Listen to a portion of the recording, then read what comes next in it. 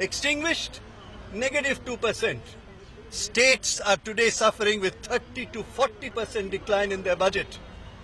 Where are they going to fund the social programs? Water project, physical infrastructure, schools, colleges, roads, where will they supply the resources from? That's what budget is about. I also said that there's a political emergency in the country.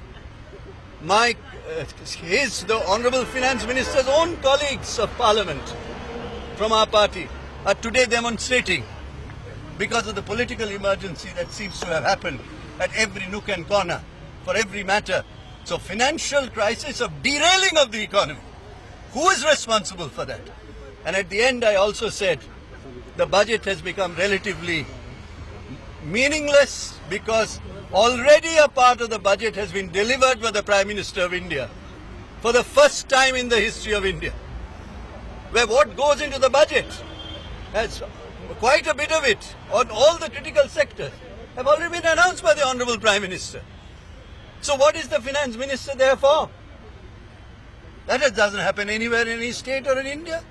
So given this perspective, I protested and I had to, in humility, leave. I had to walk out What was in Finance protest. Minister's reaction when you made such a presentation with such data? Finance Minister listened, and that's about all. He listened to all the points made. I made them in the appropriate environment of democracy, point by point, telling him that he probably is not hearing these numbers, that 12 lakh power looms are closed in Maharashtra. How many people? Today maybe 5 crore people are unemployed. He may not be hearing that. So I wanted him to hear it, hear the truth, which media is carrying every day. The other day I saw, in the case of Maharashtra, I saw the chili, the red chili industry. Maharashtra has collapsed, fallen by 30-40%.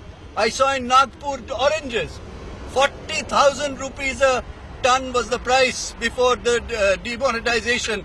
According to all of you, it has fallen to 22,000 rupees a ton, which has never happened in India before. So I wanted the Honorable Finance Minister to hear the reality on the ground, the financial emergency in the country, the political environment of fear all around. So apart from you, which other states made such a presentation, sir? There must be other states. There are states which are making presentations. So there are some, obviously. There was another point which another state made, saying we are not getting money from the center. It happened to be a state ruled by BJP, which I don't want to name. The finance minister said, we are not getting Sarva Shiksha Abhijan money. By the way, West Bengal is still to get 6,000 crores in terms of central funds, which we have not got. And on top of that, our taxes decline. The country's environment is derailed. And I had to say to the finance minister, if nobody else tells you, it is the duty of my state under Mamata Banerjee's leadership. I am here as the finance minister. I must tell you. And in protest, I will walk out. What is your position on GST, sir? So what is now your position on GST? Coming with such... As far as GST is concerned, you are aware already, Finance Minister may have briefed you, we could not pass the IGST law because there were things that have been held back. There was no discussion on the question of dual control, where the states want that below 1.5 crores, you cannot have dual control. Chote logo ke liye dual control nahi ho sakta hai. All that is to be discussed. There were other issues discussed. States stated their positions. We continue to be there. And we, as you know, Mamata Banerjee in 2009 manifesto put in GST. But we cannot have a GST that is non-sustainable. That does not work.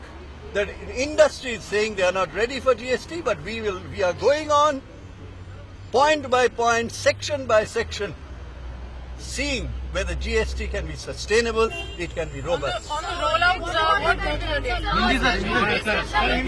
So on the deadline. As far as GST deadline is concerned, you ask the Union Finance Minister. I think you will be, if you are saying the number of steps that have to be taken in order to get to the end where the business upload the ERP that we give them.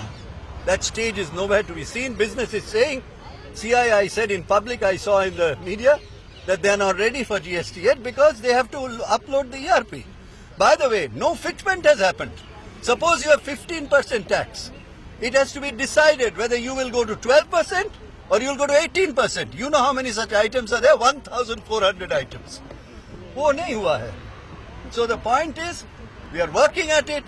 GST in principle is something that we strongly support. We as chairman, I as chairman of the Empowered Committee, got a unanimous decision on GST. Find us on Facebook at facebook.com/ETNow and don't forget to click the like button. You can also follow us on Twitter at ETNowLive. To stay updated with all our programming, hit the subscribe button on our YouTube channel by logging on to youtube.com/user/ETNow.